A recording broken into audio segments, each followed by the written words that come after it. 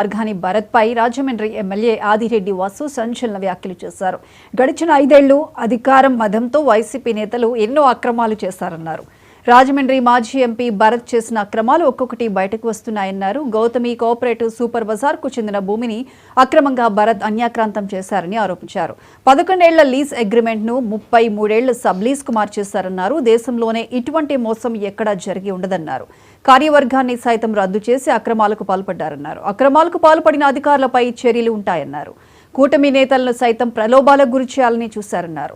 నగరం నడిబొడ్డున 5 కోట్ల విలువైన ఆస్తిని కొట్టేయాలని ప్రయత్నించారన్నారు. కూటమిలోని ప్రతి నాయకుడు కూడా ప్రజలతో మమేకమై పనిచేయాలని సూచించారు. అధికారంలో ఉన్నాం, మేము చెప్పినైనా సరే అడ్డగోలుగా మీరు చెయ్యొద్దనే చెప్తాం.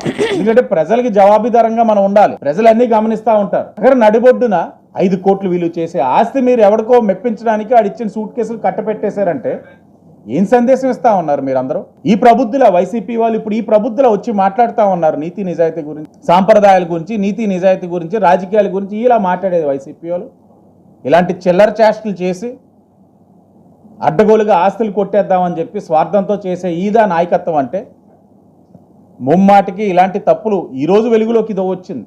ఇంకా ఎన్ని అంశాలు రోజు రోజుకి వస్తాయన్నది మేము ముందే చెప్పాం. ఎలక్షన్ ముందు ఏదైతే నగరంలోని చేసిన పనుల్లో అవినీతి నుంచి మొదలుకొని, పార్కుల్లో అవినీతి మొదలుకొని, ఆ వీధి లైట్ల దగ్గర జరిగిన అవినీతి మొదలుకొని ఒక్కొక్కటిగా వెలుగులోకి తీసుకువస్తాం. తప్పకుండా వాళ్ళందరికీ శిక్ష పడేటట్లు చూస్తామని నేను ఆ రోజే చెప్పాను. పదే పదే మీడియా వారు కూడా అడుగుతున్నారు 25% ఎప్పుడు వస్తుందని. ఒక్కొక్కటిగా వస్తుంది. ఇది ఆరంభం. దీంతో ఆరంభం ఒక్కొక్కటిగా ఇక్కడి నుంచి వస్తాయి. ప్రతి రూపాయి ప్రజాధనం దుర్వినియోగం అయిన ప్రతి రూపాయి కక్కిస్తామని ఎన్డీఏ కూటమిగా మేము తెలియజేస్తా ఉన్నాం. మేము అధికారంలో ఉన్నాం, మేము చెప్పినైనా సరే